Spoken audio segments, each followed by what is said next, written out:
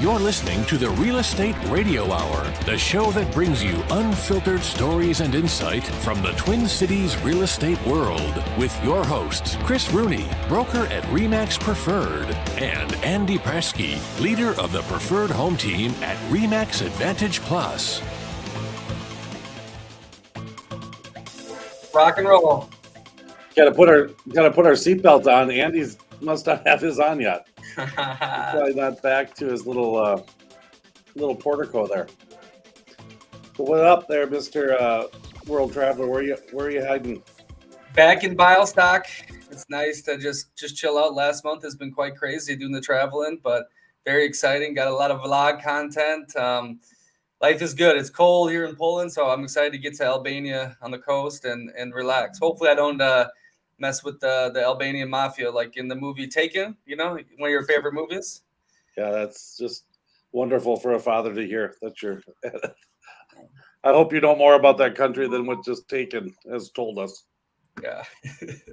So, but you keep doing it. I'm just taking my phone off here, so that's good. Keep it going.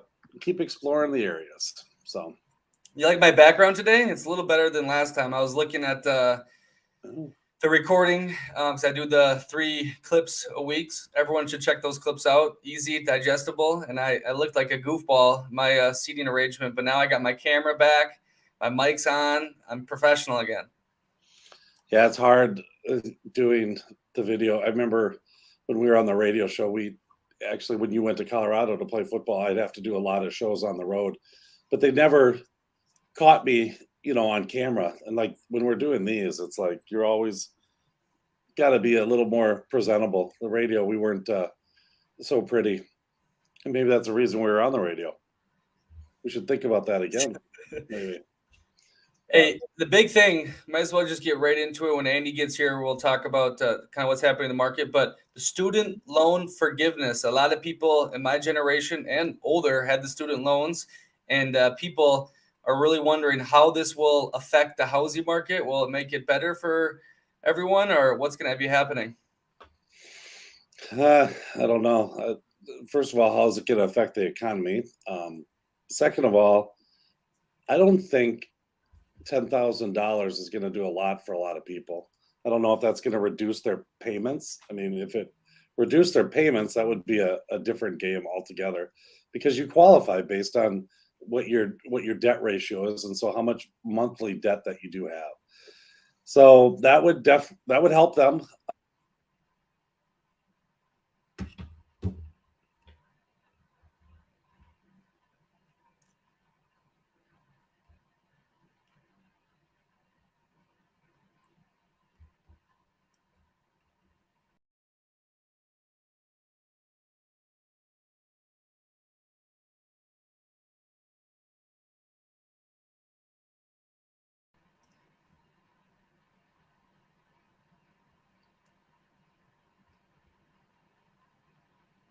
Chris, you there?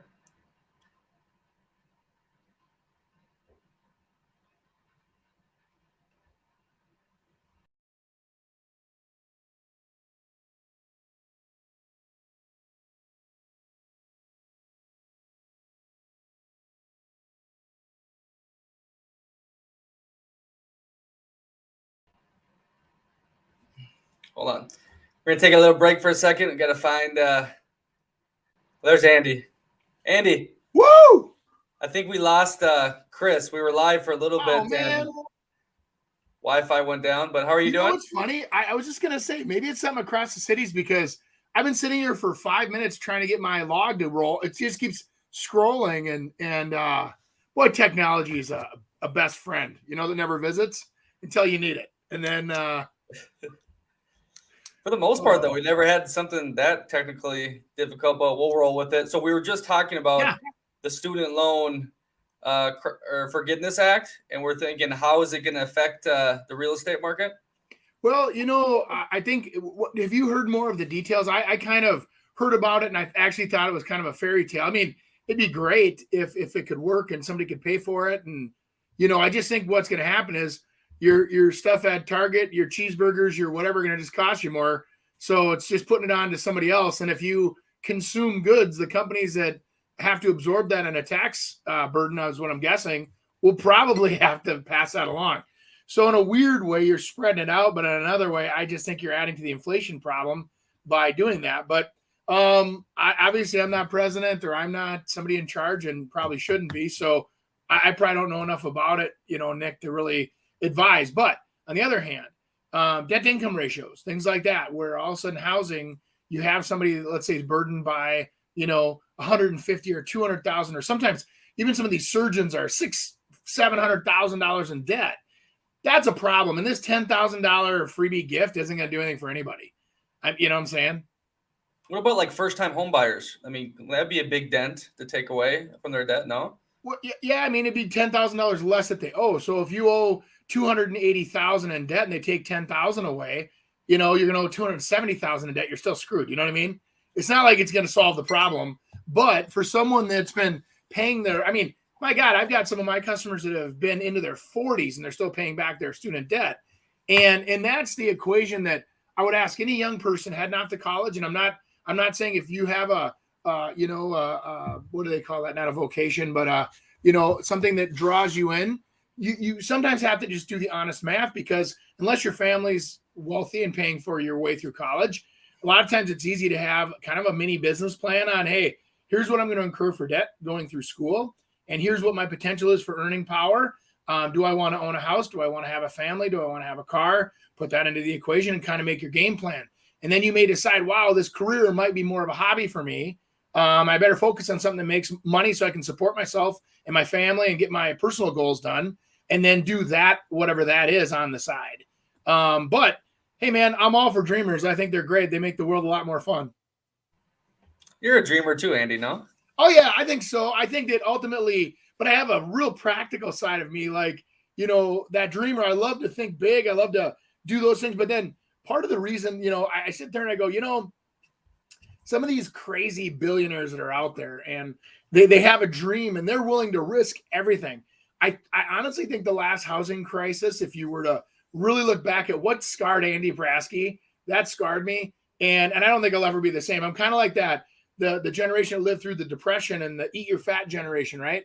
And you would eat that, and they eat everything on their plate because they didn't know when their next meal's coming. I kind of have that still. I save everything. I don't do anything.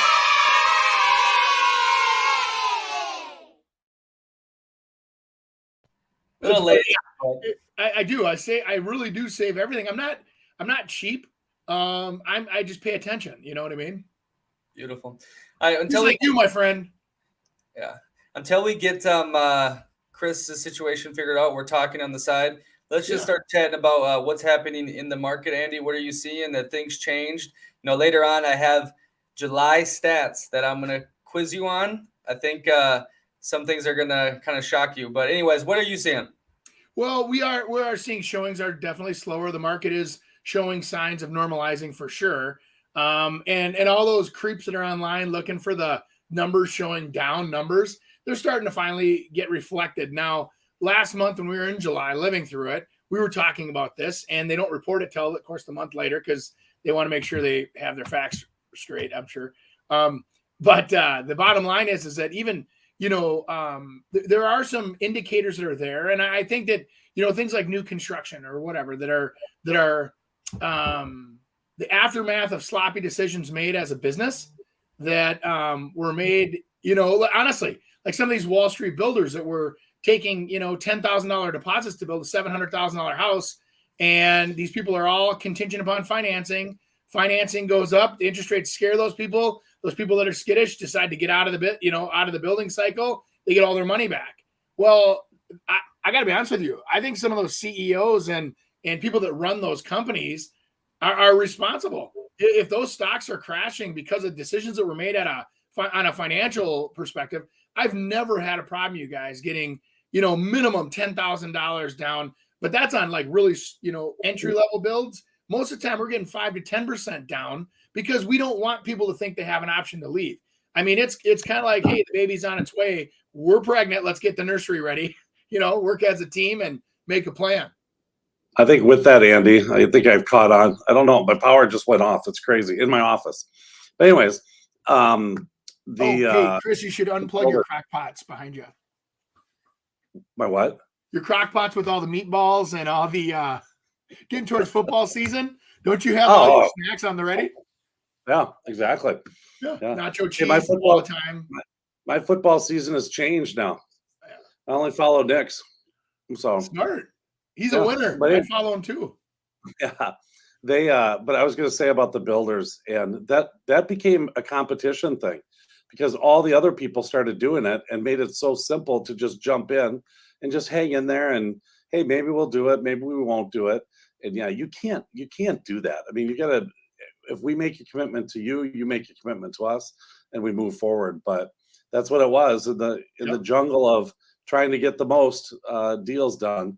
And that's what they did. So it was more about signed contracts than the validity of those contracts. Well, and let me throw this out there. I've been talking with a lot of people because I want to know what their feelings are as well. And I don't feed them a question. I actually say, hey, how is your world going right now? You know, I mean, what's happening? And I've heard a couple builders say that intentionally they're holding back on orders because they want to see what will happen with pricing. They're hoping for a reset on pricing with labor. They're hoping for a reset on pricing with things like lumber. Lumber was not getting the demand that they had. They've actually caught up at the mills. And so all of a sudden, weird, lumber comes way down.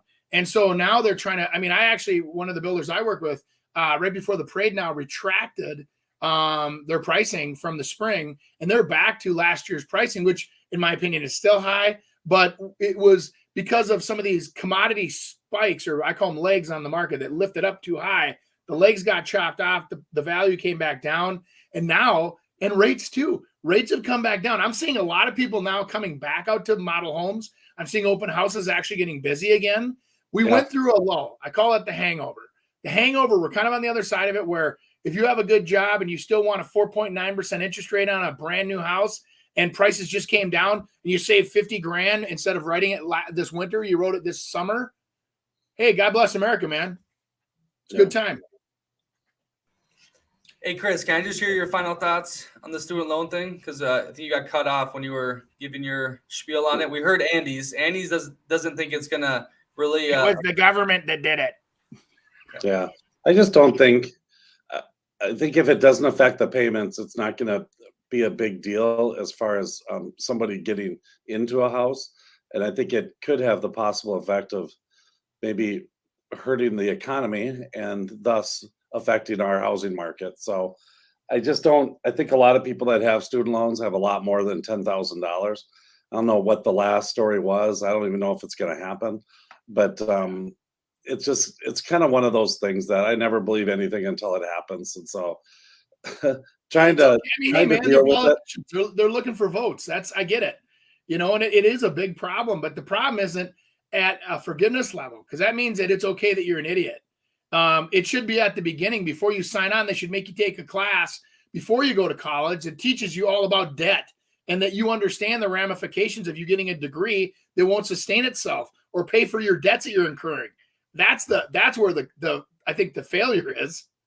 How about you stop teaching high school kids how to sign a lease or how to buy a house or how to open a checking account? I mean, come on, guys. That's where it needs to be spent. Spend the money there and watch the next generation of kids growing up. They probably won't have debt. They might go to community college for 2 years and go to tech school and become a. Are they not doing that?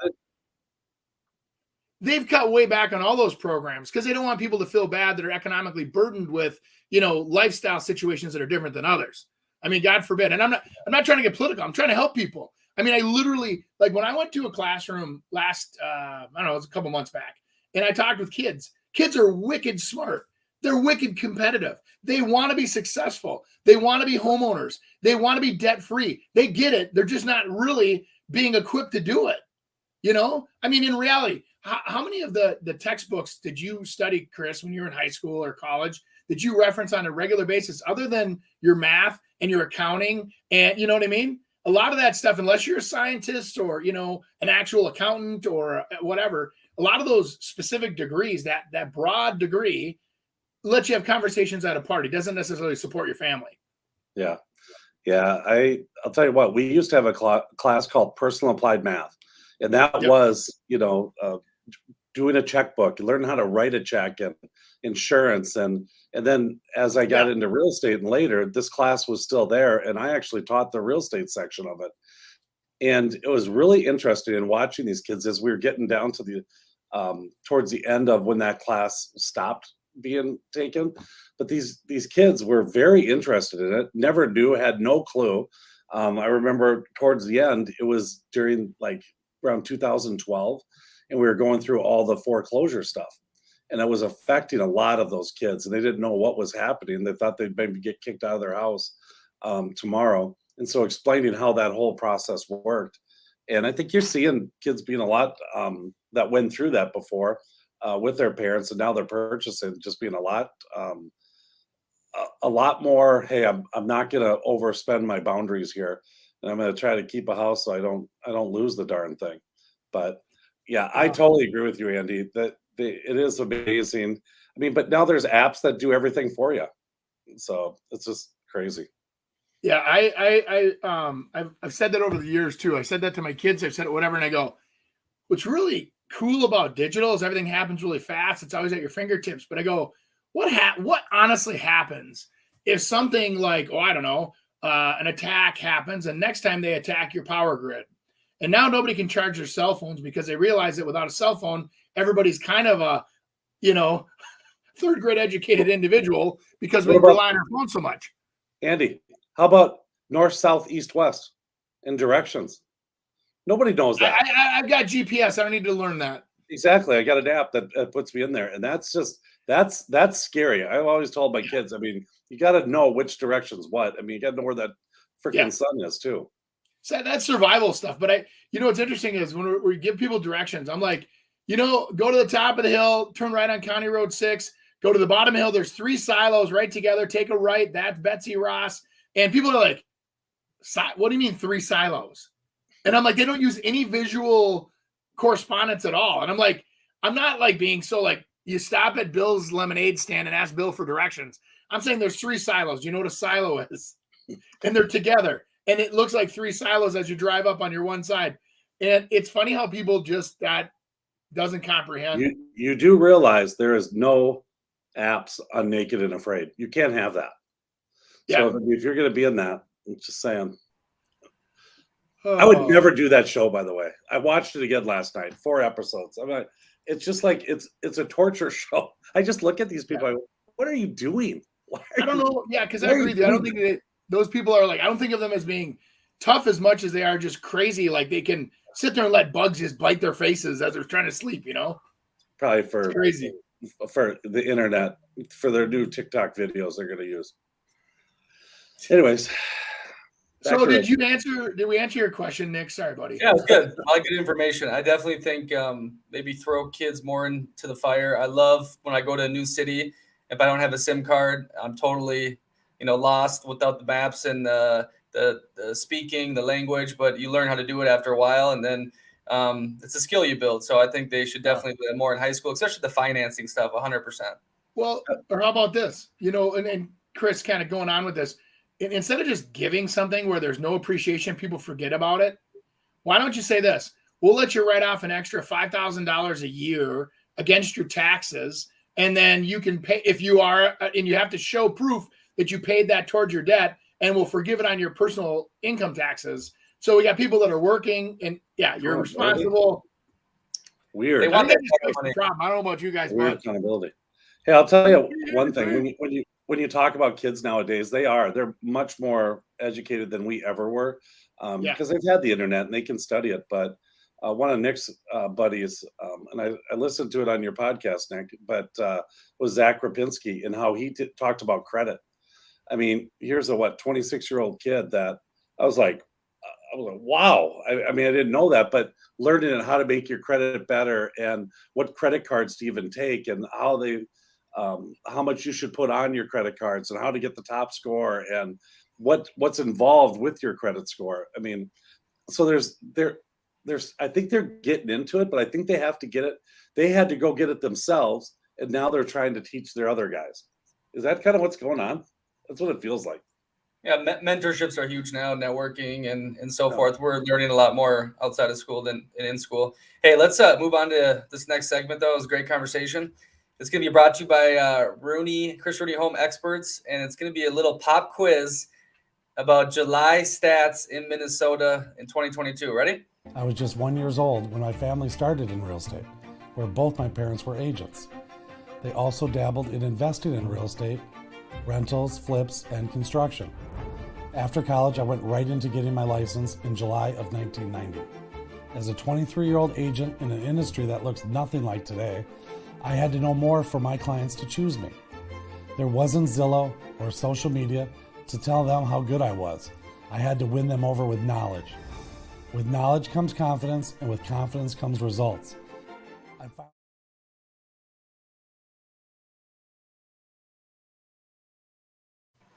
Here we go. So here's the rules. I'm going to say something. I'm going to say more or less, and then you guys have to say you think more or less. And preferably, you don't just copy each other's answers. So then I will show you after I do 3 of them what the correct answers are, and then there's some more stuff later on. So the first more or less is the median sale price in Minnesota in July 2022, $350,000. More or less?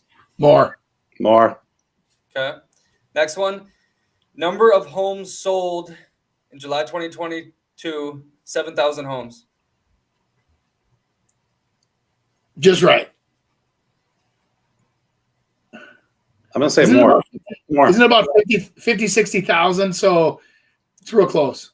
Maybe a little bit more. Okay, the last one. Median days on market, 14. 14, I'd say right on. Maybe a little bit higher. More. Okay. Here we go. I went with more on all 3s, just so you know. You guys are wrong on the first one.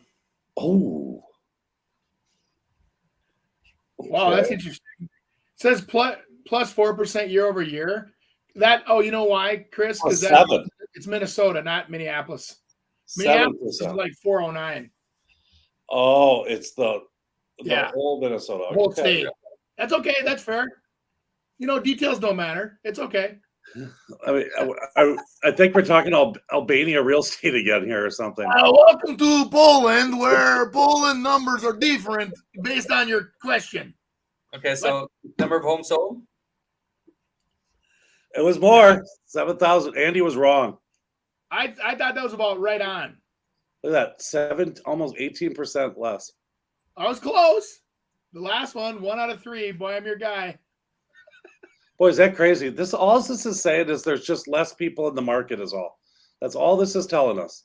I mean, because things are still selling real quick. The median home price was that down or up? It was up. Still up 7%. The only thing that was down was the number of sold homes.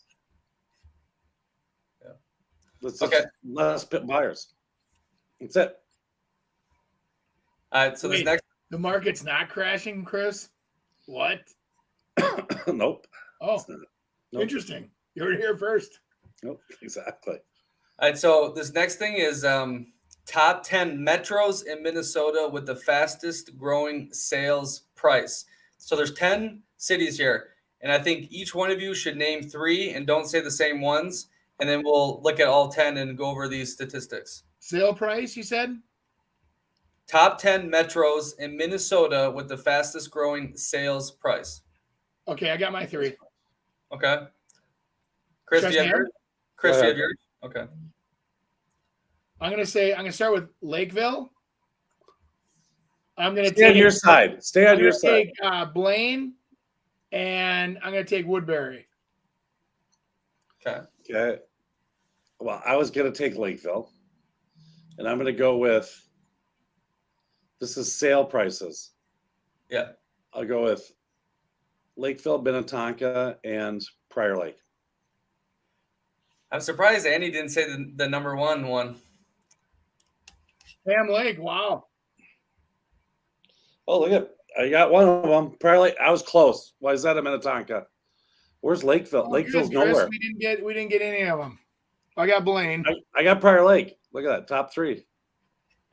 I want to know where he gets these quizzes because I always think like new construction generally wherever the most new construction is where the most appreciation is happening. I have a question. I have a thing. I'm going to answer that question, Andrew. Why why number 2 and 3 are so much higher? What do they have? Water. Exactly. And how about Ham Lake? I don't know Ham Lake at all. There's a big ham-shaped lake in the middle of it, but mostly it's acreage, but really nice properties. That's kind of where, if you want to live in Blaine area, a lot of people go to Ham Lake and buy 2-3 acres, build their $1 million house. So it's more acreage type. Yeah. Yep. More palatial, spread out, big, beautiful ramblers. Some 2 stories too, but. Cool. It's almost like, hey, we can push it just a little out, get a better value. But in doing that, the prices have shifted now because it's the Blaine people kind of moving out there and kind of pushing it up. Well, I remember it wasn't even 3 years ago. We were looking at lots up there that were 110, 115,000. Now they're 350 for the same size lot. Wow. It's like doubled. It's ridiculous. Anyway, I think that's going to change. That's going to change a little. I think the lot prices are going to come down a little. Something's got to come down. It will. All right, guys, we got one more about the Minnesota housing supply. So I'm going to do more or less. There's 3 things here. Okay. Remember, this is Minnesota. Number of homes for sale, 20,000. More or less. I'm going to go with less. Less. Number of newly listed homes, 8,000. I'm going to go higher. Yeah, I'm going to go higher too, just because I think there's more coming on. At least I feel it. I'll tell you that. Months of supply, 3. Less. Okay, here we go. So it is under 20,000. We were right.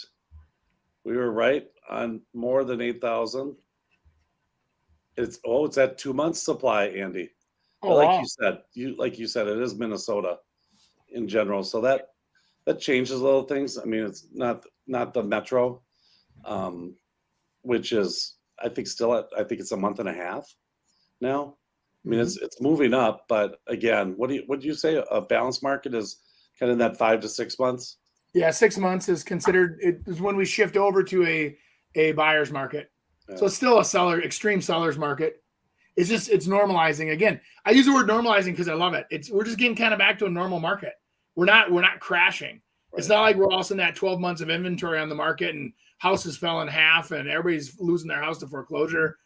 We're not there. We're not even close. It's kind of funny too. I'm hearing buyers say, well, let's just wait. I think it's going to come down and the market's coming down. All of a sudden someone swipes that listing from them and it's gone. And I'm like, it's not, especially the upper bracket market. It's only if people are getting scared and giving stuff away. Obviously if things aren't priced right, that's always been that way. You can't just overprice it, but if you price it right, it's gonna sell and it's gonna move pretty fast. Well, and I also think, Chris, it's our job as real estate agents to take into account not only the city, but there's a whole level that I don't think a lot of agents dig down to. Like, okay, not only am I selling a 2-story on a normal city lot, but now what's the age of the 2-story? How many square feet is the foundation, versus the whole house? You start digging deeper, and then you can get days on market for a 4,000 square foot city lot, 2-story in that zip code. What's the absorption rate? It might be 6 months. So you can better prepare your clients. The other thing you really have to take a look at now, more so now than last year, was what is my current competition? Because the buyers come to market and they want a property. They have a very fair, more than fair, actually fantastic interest rates are still great. They're right around that 5%, sometimes a little under, sometimes a little more, but right around that 5%. And that's still historically a very good rate. And so when the buyers are hitting the market, they're buying and they want to close. So what I would say is shopping your competition is almost more important what's active than what is, really recently sold. But you always have to keep your eye on the solds because things have to appraise. And so that is a negotiating technique that Chris and I pointed out a couple of years ago that some of these agents will use, where they will literally take and overprice a house. They'll bid high knowing it won't appraise, and then they want to renegotiate when the appraisal comes in lower. But right now, things are still appraising at a very fair rate. And appraisers have enough time to put in their real research on these appraisals. And so there's they're kind of cutting through the fat. There's no more, like I say, again, the legs on the market where the 50,000 over for no reason. You're not listing up here. You're still listing down here. You're just not going to get that extra 50,000. Yeah. Well, and to your point, I think it's really interesting when you're pricing homes and trying to go on a market from an agent perspective or from a seller perspective and looking at the market. What market do we really look at that sold? Because there was markets like that, Andy, that you talked about that maybe someone did pay 50,000 more because they wanted a house, they needed to get into something, and they wanted to be in that area and they didn't want to wait any longer. And so they pushed that market. So us looking now at comp solds is like, how far do you really go back? And if you go back further, so say in your neighborhood, let's just say in your neighborhood, you've got the houses are all, you compare to one that's 550, okay? And there is other houses in your neighborhood that now are kind of on the market that are going for like 525. Well, maybe this sold 4 months ago. In reality, when it's sold, it's when it went off the market. When it went off the market is what the market was at the time. So it's really not like, hey, this would have closed July. It really would have sold in May. And May was a really hot time. So you kind of have to look at that when you're kind of going through your house and saying, you know what, that's one that went like in 2 days. It had multiple offers and it went for 50,000 more. It's probably not quite worth that anymore. So we have to kind of take this comp and move it down. And so now it's like, you know what, even though you compared to that house at 550, it's really, we're probably at 5.25 that we have to go. So, yeah. True. Hi, this is Andy Prasky. I'm on the screen by myself. What are we doing? You look so cute. This is my commercial. Yes. Hey, do you want to know what your home is worth? I want Chris on the side so he can laugh at me while I'm doing this. Yeah, bring me in because this is always fun. Whoa. Hey. Oh, what is this? This is my, what is my home worth sign? Do you want to know what your home is worth? I'm Andy Prasky, licensed real estate agent at RE/MAX Advantage Plus and part of the preferred home team. We list houses, we sell houses, we buy land, we build houses, new construction, whatever you're looking for. We also develop land. We have some, if you're looking to retire and sell that farm and get it developed, give us a call. We'd love to help you out. Put all of our experience to work for you. Andy Prasky, RE/MAX Advantage Plus. And you can email me, andy@prasky.com, or call us 763-433-0850. Hey, Andy, how many team members and what part of the metro do you cover? Everybody quit my team, so I'm down to me. And I think we have like 11. Okay. But you cover. Actually, I have 12 because I've got a guy coming up from Colorado joining the team. I'm really excited about too. So he's bringing a whole new perspective right out of the Denver market there, where he's up in what is it, Boulder? Is he bringing supplies as well? Yeah. No. Truckload, please. It's a whole new perspective because you're not going to be able to see straight. All of our sales meetings are like, hey, man, let's get motivated, man. But you guys cover the whole metro then? Pretty close. Yeah. I mean, Wisconsin, I would say we don't go into Chris Rooney country because we know it's dangerous there. But other than Chris Rooney country, we cover it. How about Wisconsin? Yes, we actually have 2 agents on our team that are licensed in Western Wisconsin. I say, it's been great. Yeah. Is that sold what you a couple call bars? Yeah. Well, Pedicin. Yep. Nathaniel. Yeah, I know I've sent a few deals to the Pedicins. I apologize for nothing. What was that? I apologize for nothing. Hey, how's it going? Hey, are you wait? I'll come down. Almost there.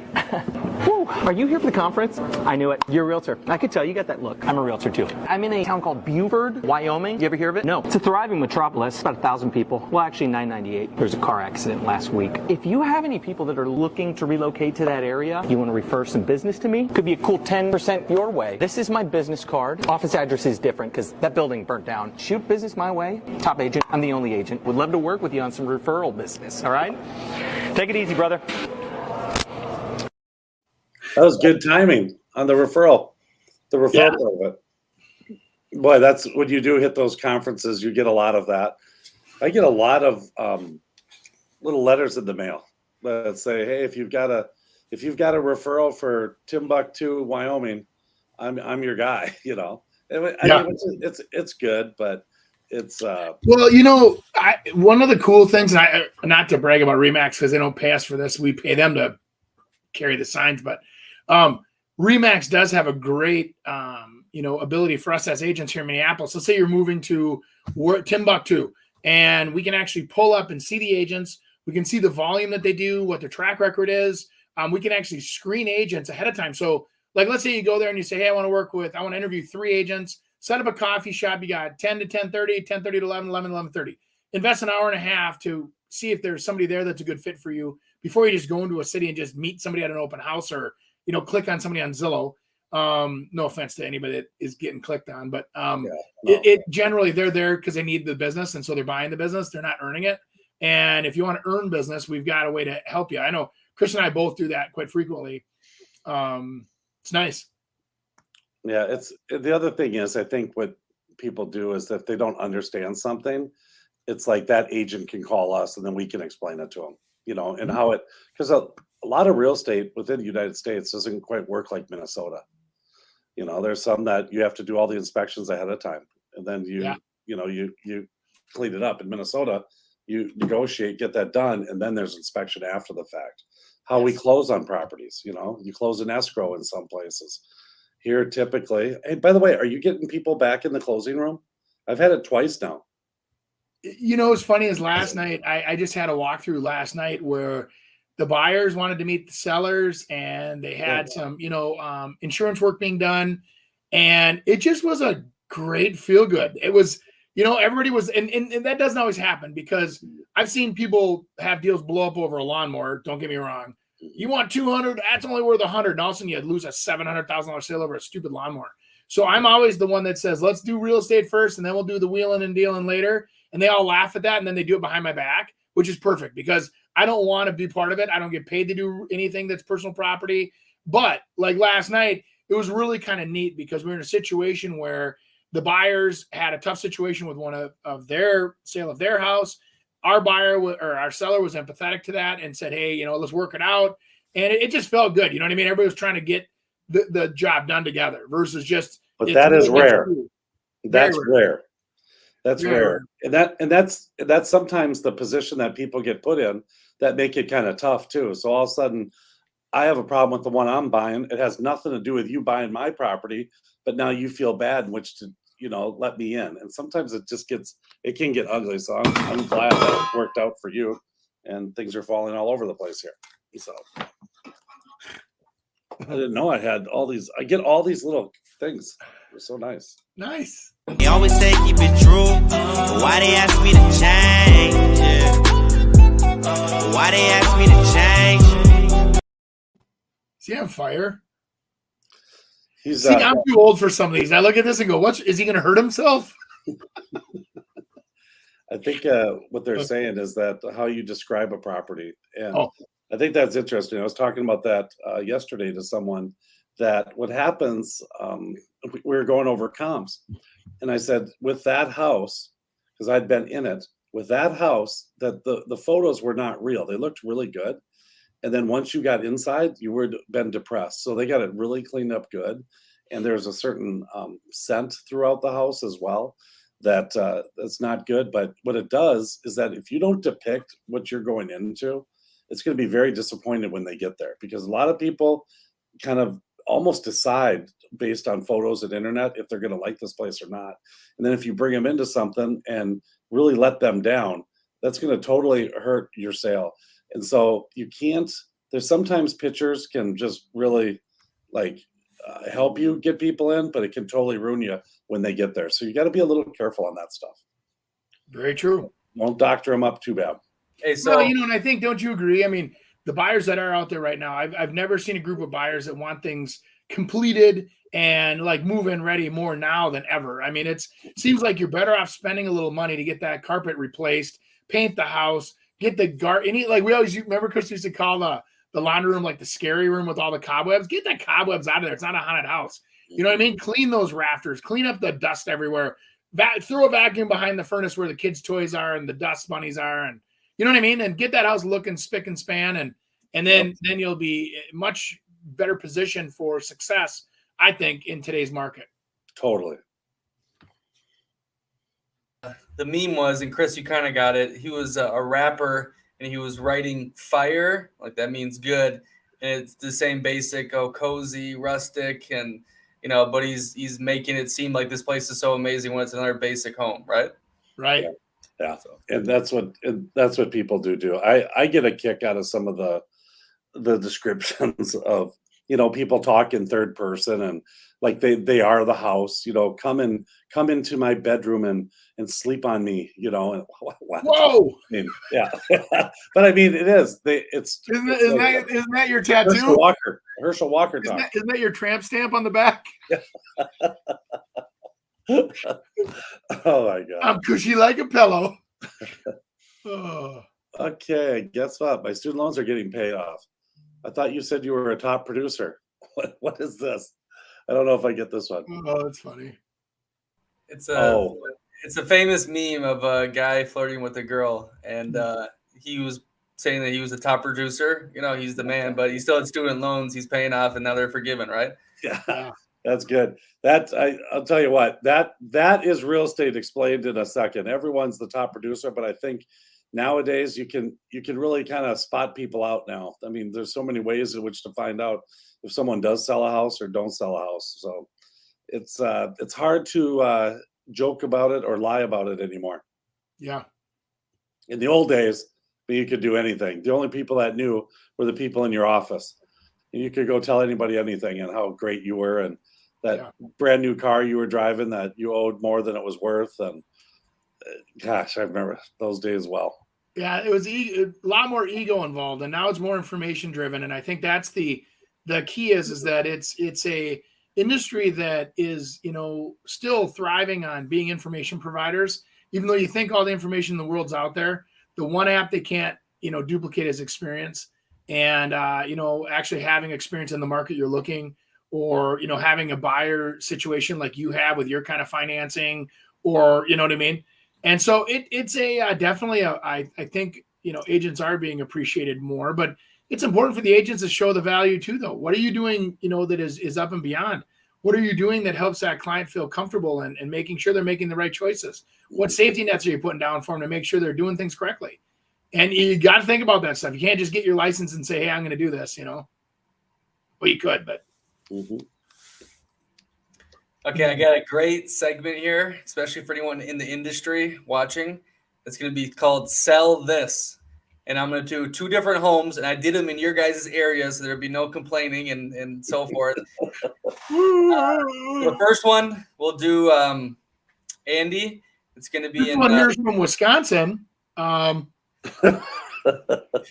South Poland. West Poland. West Poland is real nice there. I'm getting South Poland. You know that. Yeah. Okay, so basically, Andy, you're just gonna sell us this property, like you're the agent, the listing agent. I don't have my Lowlander T-shirt yet, so I'm waiting. Yes. I'm pausing. All right, it's in Lino Lakes. I'll leave you, Chris, on the screen with you, but just you, Andy, that talks. Okay. Dang, that's a nice house. I know exactly who built it. So that is a beautiful house. 4,400. And I'm supposed to sell you on this? Yes. Yeah. So Centennial Schools, one of the most sought after school districts. Fantastic neighborhood over here. Beautiful homes, and that's right in kind of the medium price of what you're going to see over there. You're going to see houses from the, anywhere from probably high sixes up to $1.3 million. Beautiful house. And I like Ramblers. I think that, that is a nice Rambler, but it does have the 5 bedrooms, which means, you kind of get that almost empty nester. The kids are in junior high school. Mom and dad can move in here, finish out the local careers before they go off to college. And then you could stay there as long as you wanted to. It's a great area. I like that price on that house. Actually, I think it's very fair. In today's market though, sometimes getting just a little under, for example, you get into that, $799 and you might have multiple offers and get somebody fighting over it. I mean, that's a lot of, to me, that's a lot of square footage for a newer construction like that in a good neighborhood, it looks like. You couldn't duplicate it for that, for sure. No, yeah. So it kind of would compete with new construction, you know? Yeah. I didn't see a lot of the interior pictures to really sell you on that too, but I'm assuming it has, what's cool about like one level houses, you guys, and this is just my opinion, you can have multiple ceiling textures going on at the same time, right? So you can have a vault, you could have a pan vault, you could have a tray vault, you could have a flat ceiling, you could have a, like they see the entryway there. Look at the ceiling. So they do a box ceiling right there. It's really nice. Cool windows, nice setup. Probably would have carried the hardwood floor through the family room. Nice house. It's very nice. Yeah, this particular builder now, just to be completely transparent and honest on this, a lot of times they'll use vinyl in bathrooms and stuff. And so I'm not a huge fan of that when you get into this price range, but some people prefer. Now, Chris, this is what's crazy. So now it comes down to consumer preference. I want my toes to be warm. So they either want the luxury vinyl tile or they want to have a linoleum. And I'm just like, oh, you can't put linoleum into a house in the 800s. It's crazy. You should need tile. Well, consumers want warm toes. So, they don't want to put wood in there. So it's like, what do you do? So you sometimes have to listen to your consumer. Countertops, the cultured marbles and stuff like that are also used in that property, I believe, in the bathrooms, which is okay. I think for a couple $1,000 more for the whole house, I would do a funky quartz or do some granites. But other than that, the square footage, I mean, my God, I think in that house, you're just going to have to justify that the house is a lot more than what that lot maybe is. It's probably in a good neighborhood, but it looked like, I mean, you're having a barbecue with everyone every night. They're real tight and backs up to each other. Lots in that area are 150 to 175 right now for that area. So it's definitely a. Anyway. You couldn't build that for under $1 million. No way. No, probably not anymore. No way. No. So. And I actually know that builder because I used to compete against him all the time on that exact floor plan. Mm. So it's actually a great floor plan. Yeah. Yeah, it looked good. Really nice. Yep. Oh boy. Sell it. All right. Well, I think if you're in the squares, this place is for you. We're in Chanhassen. I don't know. I think that's Eastern Carver School District. So you're not in Minnetonka, but obviously this is going to be for a more contemporary type buyer. But I think what's happening, if you can show me some of the pictures inside, I haven't seen this one, but I never used to like this kind of home. Now I'm kind of really like, I'm into it, but just because it's different. Yeah, it's totally different. I mean, give me a little more so I can just. Okay. Super contemporary, clean, 2016, simplistic. Yeah, I think I would try to talk these people into, that this house is a little bigger than what it probably shows right now. They're trying to make it cozy with those rugs and stuff.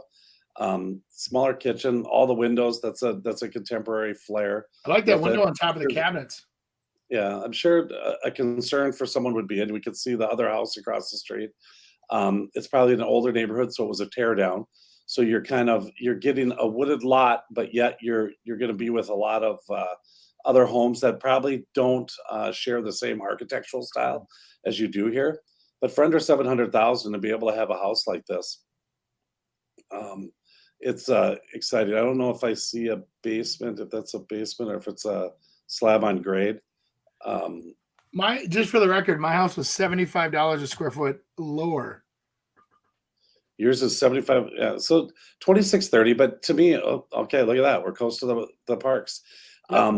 To me, square footage it's what you put in it and how you use it.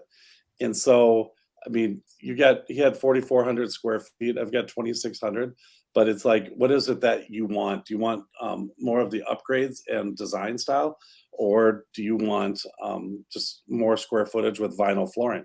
Look at mine. Right. I actually got tile in my house, Andy. Yeah. But I think there's some things that I would, there is some, to me, a contemporary house is more of a clean lines and not furry and fuzzy. And they put a lot of rugs in there. And so I think I would have that kind of stuff out to be able to attract the right buyer. But my buyer's going to have to be pretty open. to a style and willing to pay more per square foot to be able to get that. But you're in an existing neighborhood. It's very wooded. Looks like you had room in which to be able to add on as well. So, Well, and I don't think that house is necessarily contemporary. Usually does add another 50, $60 a square foot. But what's interesting is that house probably doesn't have a finished basement based on 2,600. That seems like a I don't think it has any basement. I don't think it has any basement. Oh, okay. There you go. Yeah. So if it doesn't have slab a on grade. slab on grade, then there you go. But I was hoping it had a basement that would help me justify the 266 a square foot. But like you said, you're right. I mean, it is a, what did you put in it? Do you have, super cool $50,000 cabinets, or do you have $10,000 cabinets that are boxes? You got it. And that's a good little spot too. Great job. That was fun. That was exciting. That was on neither of us had any idea what was coming up on those, just so you know. I think that was pretty obvious, Chris. Like, what is that? Why have I Everybody at home's like, oh, they got him again. I actually like those kind of homes though. One day I will have one, something like that. Yeah. What are some other nonsensical common home staging techniques that you have observed? Okay, so they're basically asking what are some things that people do that you don't really have to do. Setting the tables. That to me, I think is kind of silly and gone away. I was just in a house yesterday that they had not only the main table set, but they had the outside, picnic table set up too. And I think that's just a little too much. You don't have to set up your table and like you're going to have dinner. Right. Yeah. Nonsensical. I had to Google it. Sorry. Okay. Means it makes no sense. Okay. So, right. Yeah. I mean, in our houses though, a lot of the when you live there, the shampoos there, the soaps are there, the whatevers, the flowers are there. That's nice touches. And I think that though, a lot of times, like Chris was saying, just with the dining sets, don't need it. I also think like a lot of times when they do like in the, towels are a nice touch because it pulls some color into the bathrooms, but I don't know. I guess you could go without it, let somebody else visualize it. But sometimes they throw towels in and they'll throw little plants everywhere just to warm it up and make it feel a little more human in the house. How about the tray on the bed? Like you're getting breakfast served in bed. That does not, that's a fairy tale. Yeah, That's a unicorn, Chris. Yeah. But people will do that. You'll see that a lot in model homes, but I think they do it in model homes so no one jumps on the fake bed and wrecks it like it's happened to Andy before. Yeah. Remember that one kid? Yes. That was one of the best days of my life. Yeah. I can't tell you, I've never, how you belly laugh where you're literally like your stomach hurts? I was belly laughing after that. That kid was just such a weasel. Yeah. And just boom, boom, boom, boom, boom, boom. Yeah. I think the other thing when it comes to staging though is trying to depict how those people are going to live in the house, and that's not what you want to do. You want your staging to accentuate the house but not take over your house. Mm-hmm. And I think those kind of things take over it. So I'm looking at what kind of china they have versus what kind of stone they have on the fireplace. I mean, that's what you want to be able to look at, because the people all of a sudden, oh my gosh, it's the ugliest china in the world, I can't stand it, and they don't like the house because of it. Remember, and Andy, how many times does this happen? Hey, remember that house with the ugly china? That's how they remember the house. And so you can't do that. So you want them to remember, hey, remember that house with the gorgeous view, or that practical whatever, or that really usable. Yeah, right, exactly. One with the beautiful fireplace in the backyard that overlooked Como Park, whatever. Yes. So, do you like my sun? Because this way, which one? No, the sun that comes on my face, that people can kind of figure out where I'm at and what time of the day and which direction you're sitting. It's totally. Millennials will know that for sure. Are you facing south, Chris? Just saying. Are you facing south? Hey, I have another good segment, what I wish I knew about homeownership before buying. And there's a huge thread, and I think I'm going to save it for next week because it's going to take more than 5 minutes. So instead, what do you guys got coming up here? Well, I'll tell you, Nick, I got a lot of good listings coming up. I mean, I really do. I got one I just put on was actually a person who purchased something. They needed something when they came to town, grabbed something, wasn't maybe didn't fit all of their needs, but it's a really nice place, and so they grabbed it. Now we're putting it back on the market. That's always interesting, ain't it, Andy? After something sold maybe 3-4 months ago, and then going to sell it again. So, but it's a beautiful, beautiful townhouse, and but I get a lot of different stuff coming on the market, and a lot of people preparing for the fall market. Well, aren't you also? Don't you have one of the dream homes in the parade? Yeah, we got the dream home. We got the dream home in Reverence, and it's a client of ours that built it, and they're allowing us to use it for the parade. So it'll be just open during the parade of homes. Sure. But it's something that Homes by Tradition is. I mean, we've done bits and pieces of it, but not gone this far. I mean, all the siding is black. I mean, it's got a pool. It's really cool. I mean, the design and it's really cool. And then we have all the geothermal in there. Oh, so cool. I think that is. I was curious. Do you get into much of the pricing with that? I was curious to see what that house of that size would. Spend on geothermal. $75,000.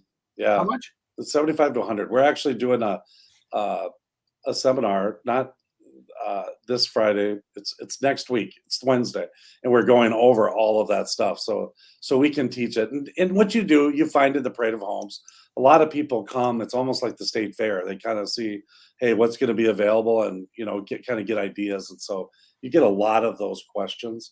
Out there. But I think we're going to have some really good opportunities to finish out our development with some nice little incentives, Andy.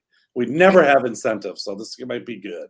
I got a guy right now that not only did we do a free finished basement, he did an interest rate 2-1 buy down where he's buying down their interest rate for that. And then now he's talking about if you buy one of his inventory homes, they're even going to throw in landscaping, which is like $15,000.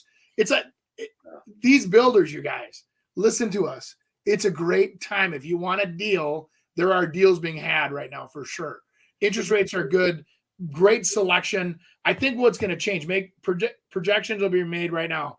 There's going to be a shortage of housing next year in new construction because these developers, the big boys and girls that are out there are not developing. They've pulled back on all their projects, and there's going to be a lack of inventory next year. The custom home builders are going to be slammed. And I all things aside, economy's still going to be fine. May do a little bit of bumps here and there. I still think you're going to see consistent orders in the new construction custom side of the business because there's just going to be a lack of inventory. So those that have dirt, meaning lots, will be the ones that are going to stay busy. Everybody else is going to struggle because banks are tightening up right now too. They're all scared that, this is the next big thing. We're going to freeze. Nope, I don't think it's there. I really don't. Yeah, there's definitely some deals on some spec homes. I think you're going to see a lot of specials happening during the Parade of Homes for big type builders on their spec homes. Well, and the parade it's a couple weeks out here, but it is going to be, it's in 9 days, September 10th through the October 2nd. I just Googled it here. And then that's Thursday through Sundays, noon to 6. It'll be great. Come on out and support your local economy. Beautiful. Even with the technical difficulties, I think we put on a great show today. Remember to give us a like, a thumbs up. You can write us a review on iTunes, Spotify, and even Facebook. We're on YouTube. Subscribe. Look at Andy's poster. And everyone else, have a great rest of your day. See you guys. Thanks for joining us this week on the Real Estate Radio Hour. Don't forget to visit our website, realestateradiohour.com, where you can subscribe to the show on iTunes, Spotify, Stitcher, or your preferred podcast listening app. If you enjoyed today's episode, we'd appreciate a rating on iTunes or sharing us with a friend. Until next time, stay awesome, Twin Cities.